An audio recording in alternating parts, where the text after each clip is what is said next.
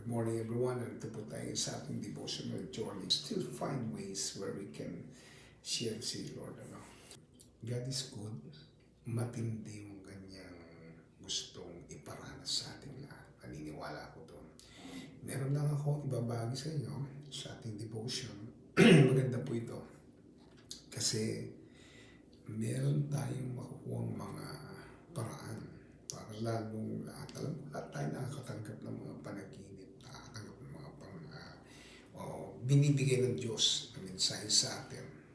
Ang kailangan natin ay dumating sa punto, alagaan natin to sa ibang nag-share, tinuturo nila yung salitang prophecy shelf. Pagka meron pong binigay ang Diyos sa atin, nilalagay natin sa ating shelf at yung po yung tinatawag natin prophecy shelf.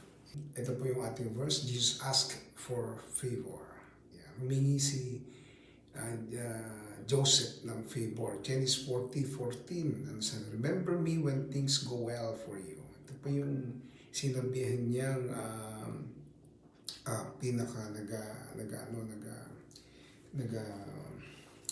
naghahanda ng pagkain sa hari kasi nakulong siya. Pagkakulong sa kanya ay sinabi niya ganyan na, tandaan mo ako ha, pagka maging maganda na may favor ang Diyos sa iyo. At sabihin mo ako, ang tungkol sa akin kay Pharaoh. Sinabi niya yun, alalanin mo ako. No? Pagka nakalabas ka na, galing ano. Tayo po'y manalangin. God, we thank you, we bless you, we want to give you praise, honor, and glory sa lahat ng iyong ginagawa sa aming buhay. Salamat po sapagkat ikay napakabuting Diyos.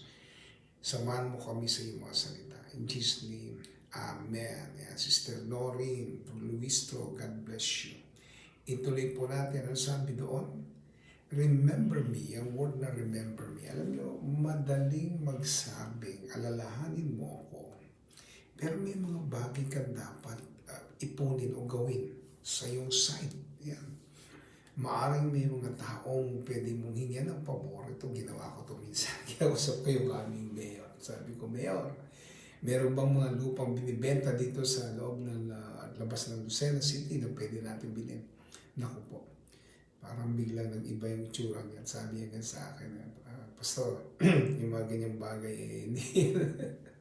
hindi pala yung basta-basta sasabihin mo lang meron kang dapat gawin. Ito po yung mga dapat mong gawin. Pagka humingi ka ng favor, una ay, sabi ko, mag-create ka ng relasyon. Wala pa akong relasyon sa mayor noon.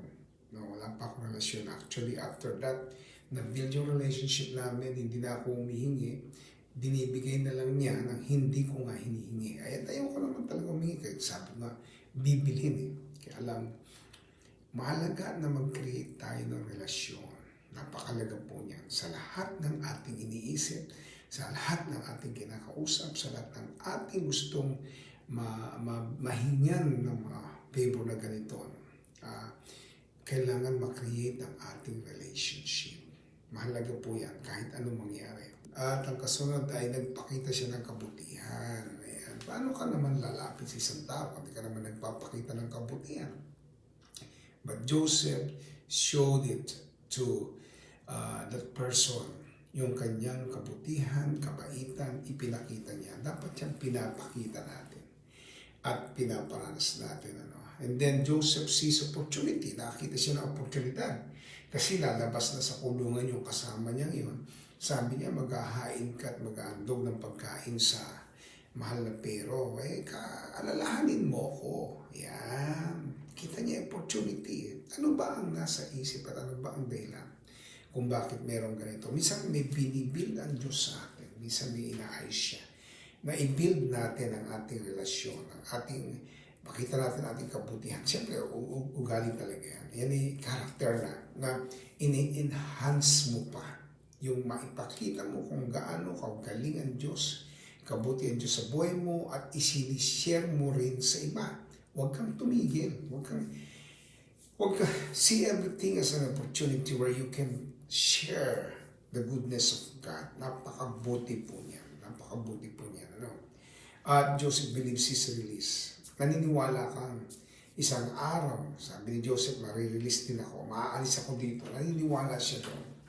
Alam nyo, kung meron tayong gusto at inaantay na magaganap sa buhay natin, malaki pong factor yun tayo yung naniniwala. Yun tayo po yung nagtitiwala. Yung tayo po yung nag-iisip na magaganap yan. Yun tayo po ay nakalagay sa ating pagkatao. Lord, it will come to pass. It will happen. Mangyayari, magaganap. Merong matinding magaganap sa buhay ko. Ituloy po natin because he held on the dream. Meron kang pangarap.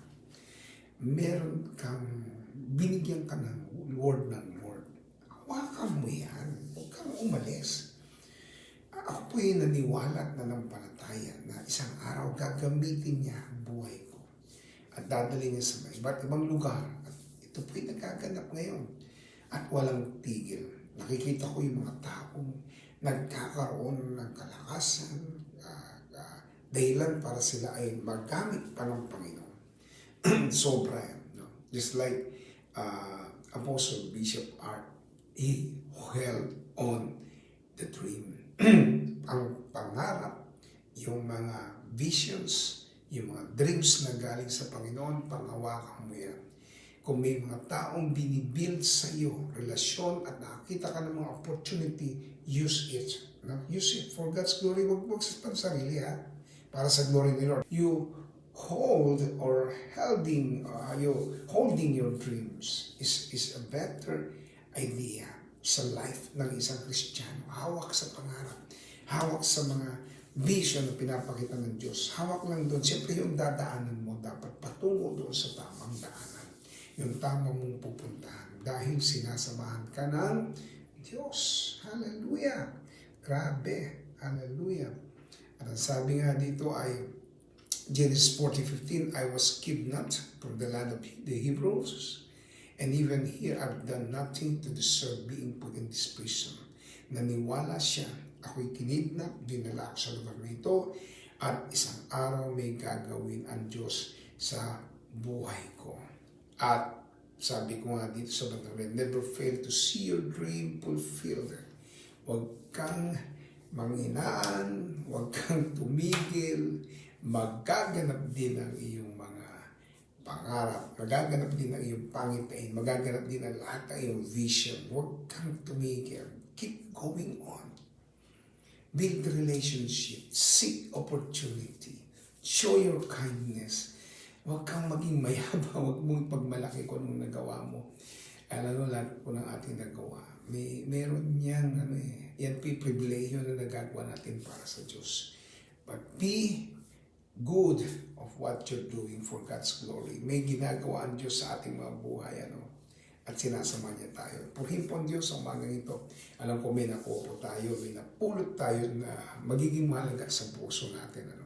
Basta never fail to see your dream fulfilled. It will come to pass. Ayan, tayo po manalangin. God, I thank you so much for these people na join sa atin ngayong Lunes na ito.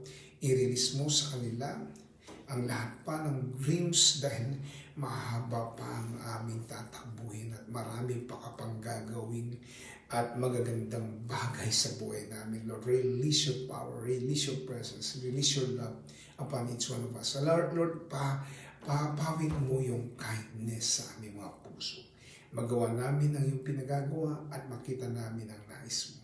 Thank you, Father God, for everything. And God, we just offer to you this day. We give you praise, we give you honor and glory in Jesus' name. Amen and amen. God bless you po. Amen. Praise God. I love you all.